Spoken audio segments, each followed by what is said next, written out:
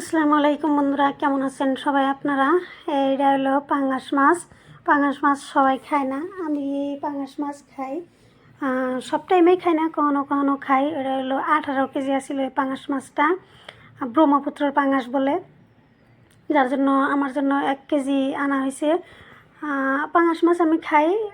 এই যে কি কয়, এটা অনেক বড় ছিল, অনেক বড় মানে 18 কেজি ছিল। আর ব্রহ্মপুত্রর ওই জন্য কাইটা ভাগা করে বিক্রি করছে আর কি। ওরা তো কেউ তো আর সম্পূর্ণটাই নেয় না। তো ব্রহ্মপুত্রর যেহেতু মাছটা খাইতে একদম ভাল লাগছিল, গন্ধ সন্ধ কোনো কিছুই নাই। যেমন পাঙাশ মাছের একটা নিজস্ব গন্ধ থাকে, ওই গন্ধটা ছিল না আর কি। তো কেউ কিছু মনে করে না, অনেকেই পাঙাশ মাছ খায় না। যে না খায় তার একটু খারাপ লাগবো। যেমন আমার ঘরে মিস্টার খায় না, আমি খাই। তো কেউ কিছু মনে করে না। এই মাছটা আমি পরিষ্কার করে নিছি। ঠান্ডা পানি দেওয়া যতবার ধুইছি, তারপরেও গরম পানি দেওয়া অনেকবার ধুইছি। ধুয়ে যেখানে আমি সবটুকাই তো রান্না সম্ভব না, অনেকগুলো মাছ, 1 কেজি মাছ। তো আমি কয়েক পিস নিয়ে নিছি রান্না করার জন্য। এই যে খুব ভালোভাবে পরিষ্কার করছি। আর এই যে আমি মশলা করে নিছি, পেঁয়াজ বাইটা নিছি। পেঁয়াজ তার মানে কুচি কুচি করে, তার মানে থেতো মানে আদা বাটা করে নিছি। আর হলো এনে জিরা আর রসুন বাইটা নিছি। আমি বড় মাছে আদা খাই না, বড় মাছ ছোটো মাছ আমি কোনো মাছে আদা খাই না। আর এই যে কাঁচামরিচ বাইটা নিছি। এই যে পাঙাশ মাছ ব্রহ্মপুত্রর যে কইছে, আসলে সত্যি কইছে। প্রথমত আমি ভাবছিলাম যে না, মিছা কথা কয়। কিছুমান টাইমে মানুষ মিছা কথা কয় না, এটা সত্যি। পাঙাশ মাছটা ইয়ের ছিল, নদীরই ছিল, খাইতে ভালো লাগছে আর কি। তো আমি এখানে মশলা সব কষায় নিতেছি।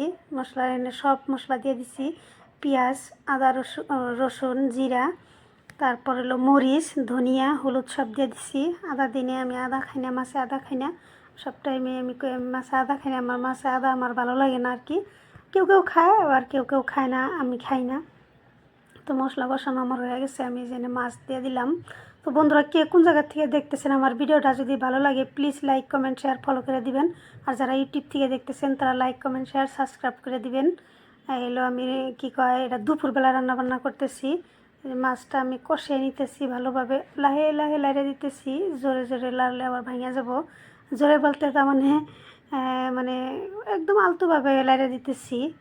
আন্দা মুন্দা লাড়লে মাছ যেহেতু নরম হয়, ভাঙিয়া গেলে অসুবিধা। তো মিস্টার খাবো না, বাচ্চা তো মাছ খাই না, বাচ্চার নেই অসুবিধা, আমি খাবো, আমার কাছে ভালো লাগে আর কি। এই যে মাছটা একদম পুরা কষা হয়ে গেছে, এখন আমি একটু ঝোল দিয়ে দিব। এটা মাছের ঝোল বানাবো, একদম মাখা মাখা একটা ইয়ে হবো আর কি, মাছের তরকারি হবো। কি কয়, বেশি ঝোল রাখলে আবার ভালো লাগবো না। ওইভাবেই রাইখে দিলে ভালো হইতো, যদি প্রথমত যেভাবে কষাইছিলাম, তো ওইভাবে রাখলে মাছটা তো বেশি, আমি তো একবারে খাই শেষ করব না, 2-3 বার খামো। যার জন্য একটু ঝোল দিয়ে দিলাম। এই যে আমি জল দিয়ে দিচ্ছি, হয়ে গেছে আর কি। ফুটন্ত যখন ফুটে গেছে, হয়ে গেছে। মাছটা খাইতে আসলে খুব ভালো লাগছিল। কেউ কেউ হয়তো খুব ভিডিও বানাইছে, যার জন্য না, না ভিডিওর জন্য না। যে বস্তুটা খাইতে ভালো লাগে আমি ওটা ভালোই করি, যেটা ভালো লাগে না ওটা আমি না করি, যে না আমার কাছে ভালো লাগে না। ভিডিও বানানোর জন্য না, সব বস্তু তার মানে ভালো লাগে এরকম কোনো কথা না। তো এই যে আমার হয়ে গেছে তরকারিটা, আমি এখন নামাই নিব। দুপুরবেলা রান্না করছি। আমার সবচেয়ে তো দুপুরের রান্না খাওয়াটা আমার বেশি ভালো লাগে, দুপুরের যার জন্য আমি বেশি শেয়ার করি। বন্ধুরা, প্লেন যাইতেছে, কি শব্দ! এই যে আমার মাছের তরকারি, আমি একটু জিরার গুঁড়া দিয়ে দিচ্ছি, ভাজা জিরার গুঁড়া দিয়ে দিচ্ছি।